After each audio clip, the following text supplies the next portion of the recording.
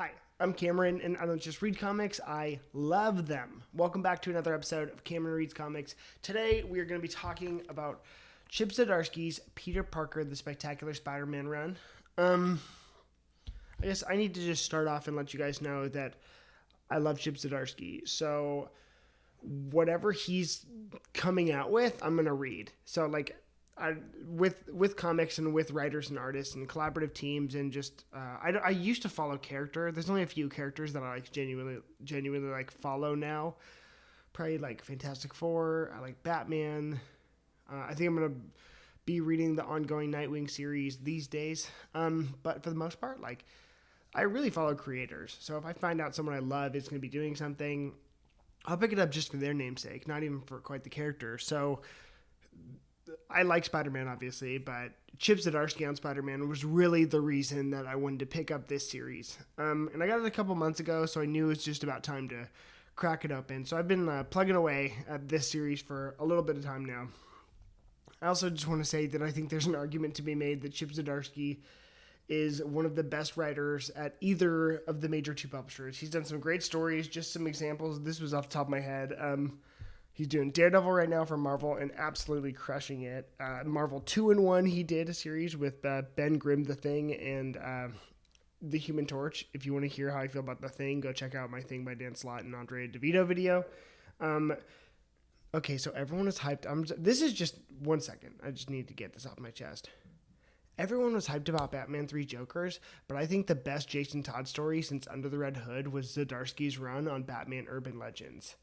It was amazing. And that's granted, I don't read any of the Red Hood solo stuff. That's not because I don't like the character, but it's just I didn't have any interest in reading that series. So Zdarsky, I love him. I will pick up anything he writes. Now, for this volume in particular, when it comes to the accessibility of the stories we're talking about, Spider-Man is a character with obviously a broad history and like some of the most interpretations, the most takes on this character. So and even in this one in particular too, there's just a ton of supporting characters. So the thing I like about this though, and I think a lot of Spider-Man stories, the majority, you can pretty much hop in and not know much. Like I think everyone in the world, and I don't say that lightly, I don't say that for euphemism. I just mean everyone in the world knows who Spider-Man is. They know his origin, and that being the case, they know some of the pieces and they can put together. So for this story in particular, you don't need so much. I think if I was to make a recommendation, I'd highly recommend going and reading,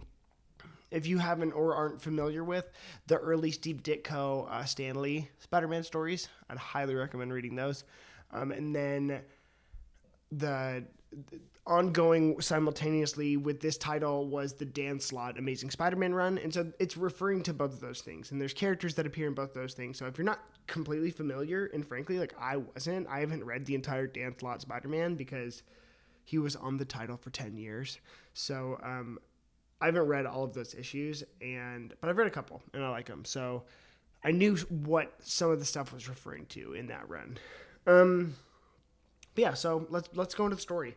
I think one of the most important things about this volume that drew me closest to it was that it's not Peter Parker against world level threats. It's Peter Parker against, street level threats. I think Spider-Man is a street level hero, and my favorite stories with him are just street level stories. So that being the case, we don't see any Green Goblin. Oh, we do, but we don't see any the tail end of the Dan Slott run was like Red Goblin takes over the city and, world-ending stakes. It's not like that. This one is very much just like the ongoing villain in this story is the Tinkerer, and I loved the Tinkerer.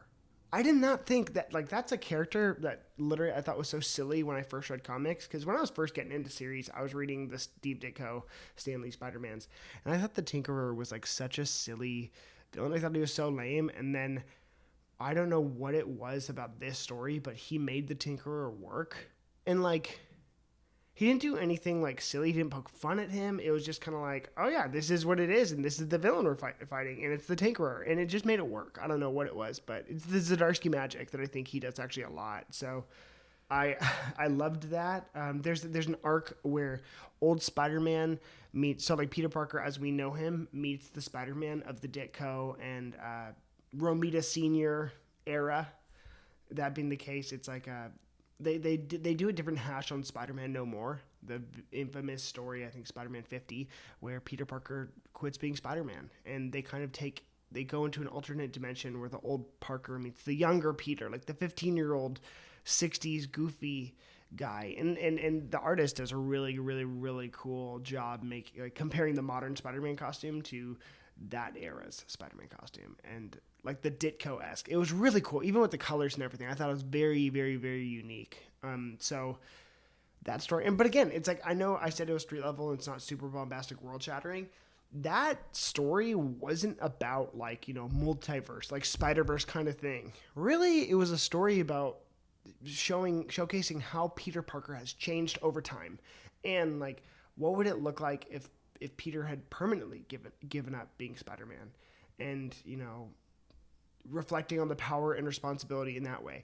It's much more of a Peter reconciling who he is to himself story, as opposed to a let's meet every Spider-Man ever. Not that there's anything wrong with the big bombastic ones, but I'm saying it works in this story, and I think that's what Peter Parker, the Spectacular Spider-Man, as a title should be doing. I think there should be a street-level Spider-Man book at all times, and like the flagship Spider-Man book at all times. One of the other features of this run that I think is so worthy of conversation is the emphasis on Jonah Jameson. Now, spoilers, but in this run, and it's affecting current continuity. So if you're not familiar with Spider-Man from 2018 on, then I can't help you. But in this story in particular, there's an emphasis on Jonah Jameson, and Zdarsky spends an entire issue of Peter Parker revealing himself, his identity as Spider-Man, to Jonah Jameson, and it is just brilliant. And so throughout this entire series, you have Jonah Jameson calling himself Spider-Man's sidekick, or not sidekick, partner, because it's Jonah. But knowing that and seeing that interaction is actually so unique and interesting, and it adds such a weird new dynamic, and I guess the entitlement that Jonah feels as though he has to Spider-Man is so unique, and it makes for such a dynamic, and you see that in the Nick Spencer run and everything, but this one you see it the most, and like it's so fresh and good. And Jonah is the one.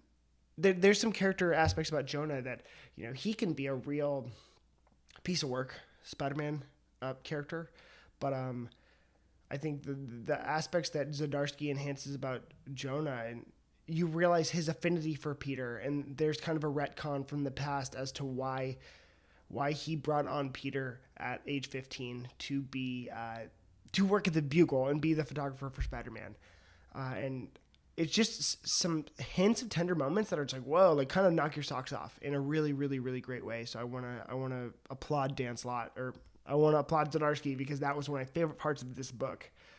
I didn't know I could like Jonah Jameson that much. So there's also an Eisner Award-winning issue of Spider-Man. It's issue 310, and it's a one-shot. I think it's kind of what one-shots should be. There's documentarian going around asking New Yorkers what they think about Spider-Man. Just kind of one shot, kind of like a 9-panel. It's a 6-panel layout, kind of like Mr. Miracle was. And it's their interpretations, and then there's a subplot in there of Peter meeting a young boy and kind of saving him from the streets. And there's that narrative. And there's a turn, and I'm not going to spoil it, but it made me cry, because I think it absolutely nails Spider-Man, like who we think he is. And it's not only, again, I think a lot of this is Peter working with, Peter figuring out a lot about Peter in this story, which is, I think, I'm realizing it's my favorite kind of narrative. He's figuring out who he is to himself. And there's a tone about Spider-Man. I think one of the key aspects of Spider-Man that we forget as a public who just enjoys him so much is that he is not he's not an A-list. Like, to us, he's an A-list character, but to the MCU, he is not. Like, people are just annoyed by his presence, for the most part. And so I think there's a a tone of Spider-Man in here that Zdarsky nails there. It's like he annoys the rest of the MCU, and there's like a little bit of annoying factor that we enjoy to witness as fans, but in the universe he's not into. So I really like that, and in issue 310 kind of there's a piece of that there, but in the whole series. Anyways, also referring back to Dan Slott's Spider-Man run, it's kind of revealed that Peter Parker has a sister, and it's a will they, won't they, are we actually family, are we not, how she's a SHIELD agent, and there's a whole story. It's her and Jonah with Peter pretty much throughout this run, and it actually makes for a really, really, really great story, and Chip Zdarsky makes some choices to affect continuity and everything about Spider-Man moving forward within that story, and I thought that his use of this character, who I didn't even know. I wasn't reading the Dan Slott run. I haven't read the story where she, like, her first appearance or anything, or how that affects continuity, but I read this one, and I liked her. I like what she brings to the table. I like that story, so I think, all in all, it was really, really fun. For the art in these books, there's, like, 4 main artists, and I guess I'll just kind of tie them through, because this arc wasn't really long. It was 4 of these volumes, but I think it adds up to, like, 20 issues. So I have the first 2 right here, and then I have the last 2 in my car. So sorry, forgot about them. But yeah. So the first artist on the series is Adam Kubert, and Kubert family, they're all really great. So I think he does the majority of the issues on this run. So love Adam Kubert. His art style works really, really, really well. Really beautiful. Everyone's take on Spider-Man is unique. He's a character with so many takes, so to see his take, it just works. I think my favorite artist on the run though was Joe Quinones, who Chip Zdarsky did his very famous run of Howard the Duck on. When I get that omnibus, I will read it, I will review it. You don't have to worry about that. But Howard the Duck on is going to be really good. So I'm really excited for Howard the Duck. Going back into Joe Quinones, he did the arc of the multiversal Spider-Man and Peter meeting his younger self and that interaction. So I really, really, really liked that. Yeah, I think his art, there's kind of a comic, like, it's silly to say a comic element to it, but like there's a 2-dimensional cartooniness to the art, which I really like. Adam Kubert's very much more like kind of grounded, like you're right these days, traditional, like proper comic book art, but Joe Quinones has a little bubbliness, a little comic relief to it, and that's what I liked about that art style. I think that tone worked for this book better, and I think for, like, yeah. Mike Allred is another artist. He did an annual in this series, and I really, really, really liked Mike Allred. He's just a classic comic artist. If you don't know who he is, I'm sure I could show you an image, and I'll pop one up right now. I'll show you an image of him, and they're really beautiful. Like, he's a very distinct style. He did a one-shot for Jonah Jameson in this book, and I really, really liked that one-shot. So it's just always a treat to see Mike Allred's art. So we saw it. It was wonderful, as usual. The other artist is who picked up kind of the tail end of the book was Chris Bacalo. And I think everyone has an opinion on Chris Bacalo. I'm not a huge fan, but I think the way that he did this story, I liked. I liked the Spider-Man Sandman. It was a Sandman story. I don't even think I mentioned that. There's a good Sandman story in there. Kind of went over my head. I didn't understand what the problem was in that story, but that's just me. That's a reader error, user error. But yeah, Chris Bacalo did the art on that one. I kind of liked his form, and I liked his Spider-Man. There's one page in particular where Spider-Man's swinging through the city, and it looks really freaking cool. And I was like, heck yeah, Chris Bacalo. And then 310, Chip Zdarsky wrote and illustrated that issue. So I love his art. He's the kind of artist that uses very few lines, and so there's just enough lines to be there. And I really, really liked it. I like Chris. I liked Chip Zdarsky on Sex Criminals. I really like his art there too. So, I'm into it. Overall, I'd give this rating of this series an 8.5 out of 10. I think it's really, really, really great.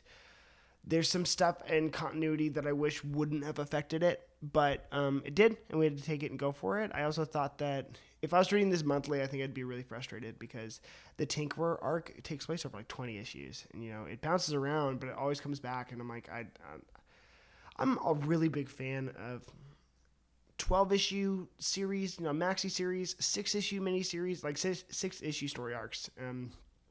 So that was the one. That'd be my one knock on the book. But otherwise, nails Peter Parker, and that one shot alone was amazing. I'm glad I own it now. So 8.5 out of 10. Remember, I'm Cameron. I don't just read comics. I love them. See you next time.